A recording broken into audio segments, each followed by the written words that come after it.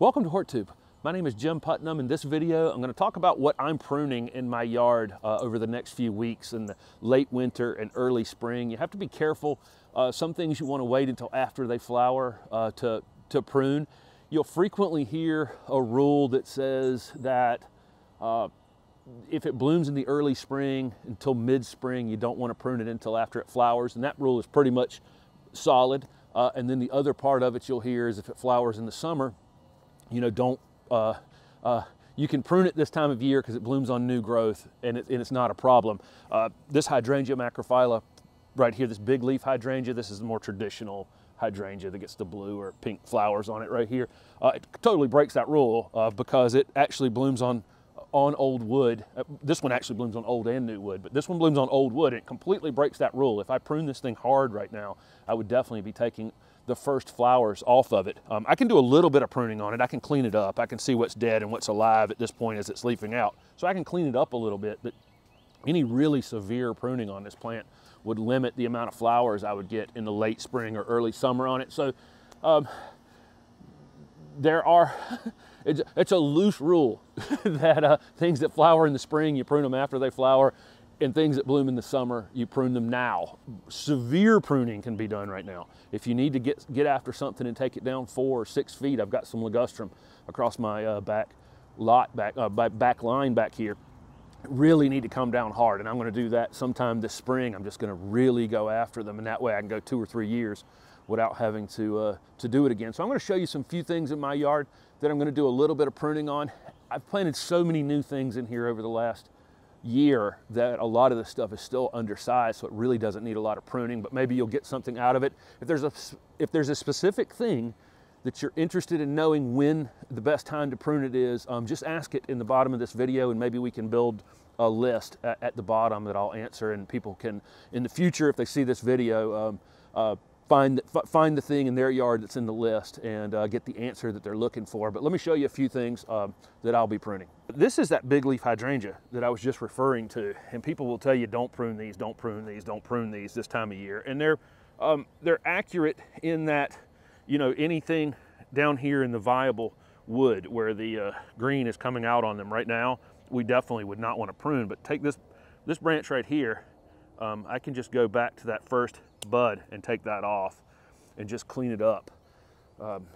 We're not without doing. There's a bud right there. I don't know if you can see it, right there where my finger is touching. That one right there is likely going to end up being a flower. There's nothing past that that's actually alive on this. So I could take this and just take it off to right there. So even this plant that is a don't prune it this time of year can be cleaned up if you put a little bit of thought into it and don't just go after it with your hedge trimmers. But here's another example. Here's where the flower buds are going to come from these two clusters of leaves here. I can take this old flower off right there, no problem. And now that when that flower actually comes and opens up in the late spring, the plant's going to look a lot better. So I'll go around that whole plant. So here's a line of these baby gem boxwoods that I put in last year, and they really don't need a lot of pruning at this point, but boxwoods would definitely be something that could be pruned. We're not growing these for flowers. We can prune these anytime between late winter and, you know, midsummer would be fine. And any kind of holly or anything that you're trying to control the size of, late winter is definitely the time that you can get after them the hardest.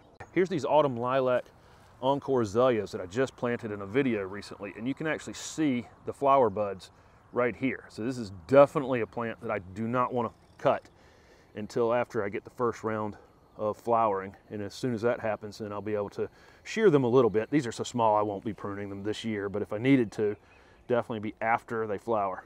Okay, it'll be hard to tell anything from this. These are some dwarf butterfly bushes right here. Butterfly bushes you definitely want to be cutting down this time of year in the late winter. About the time they're starting to wake up, you can really go after them hard. They bloom on new wood.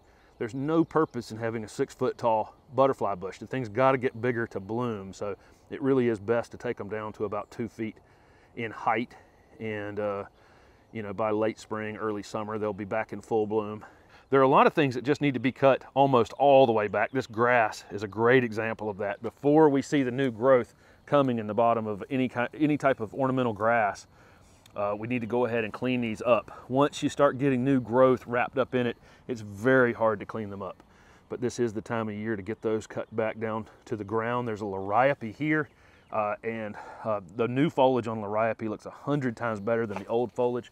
I'll go through and hold these together. This one's in a container, but I'll go through and hold these together just like that and take every bit of the top of that plant off. And new growth will come from the center, and it'll look like a nice fresh plant. Here's an example of a hard plant to figure out how to prune or when to prune it. And that's an upright holly. This is an Oakland holly that I planted last year. It's still got the berries. This is a great example. It's still got the berries from last year, and it's actually budded along the stems to flower right now. So it's doing both. It's in the process of flowering to produce those berries. So when do you prune it? And the answer is there's not a great time to prune it. Luckily, this Oakland variety kind of does a pretty good job of taking care of itself. But you're best on a holly like this to get one that will fit the space that you're putting it in, so you're not having to prune on it, and so that you can get the flowers and the berries on it every year. And if you do have to prune it, go after the thing really, really hard in the late winter so that you can enjoy it for 2 or 3 years in between those severe prunings. This Royal Star Magnolia, if it needed any pruning, I'd do it right after it finishes flowering. That's an example of a early spring flowering thing.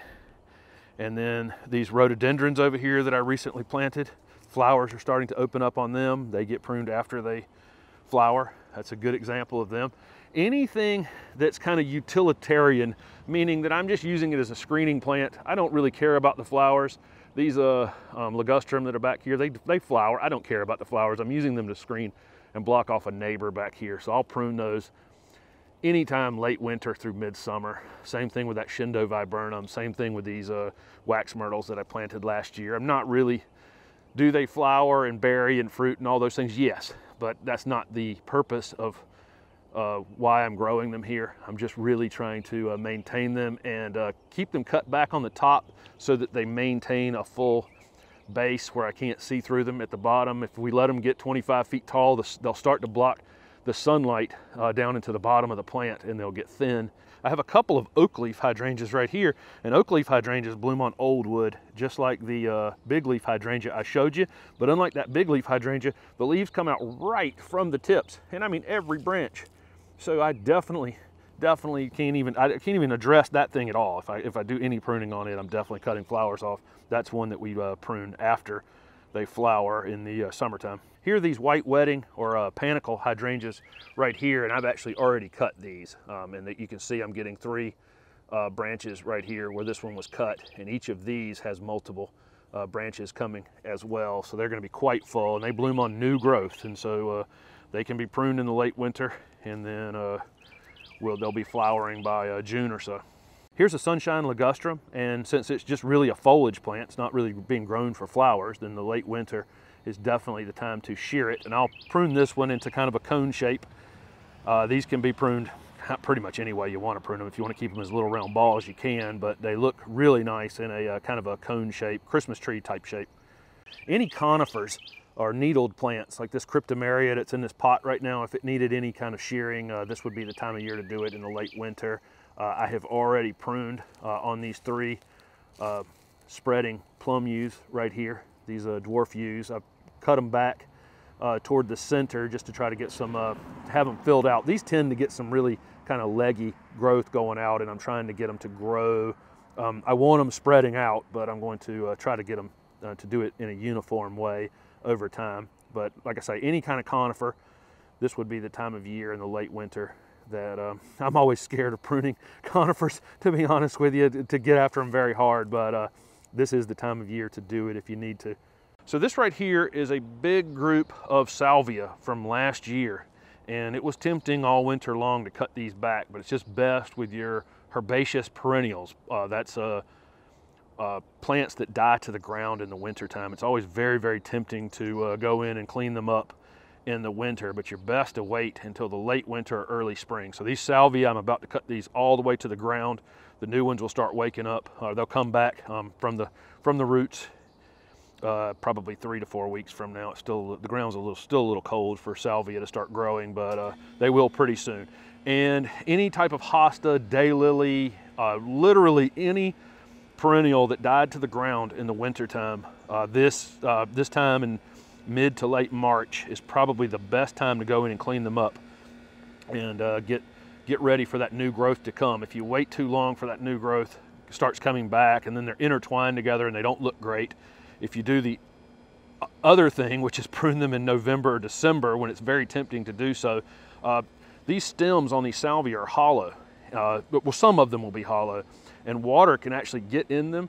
And then when you freeze water, it expands, and you can get freeze-thaw issues on your perennials by cutting them back in the early or the late fall or winter. So that's why I actually wait. And they don't look too bad here over the course of the winter, but it is time to take them down to the ground.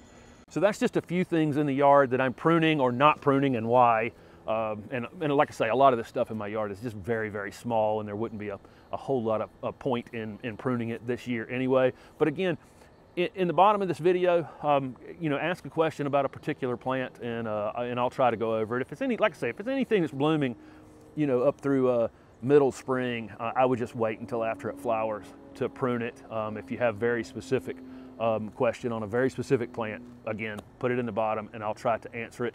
Thank you very much for watching this video, and don't forget to subscribe to my channel. Some of these bigger pruning jobs like these ligustrum, I'll shoot a video on it and talk about why and how and all those kinds of things, and how I might prune other large material that's like that to get it under control. Thanks for watching.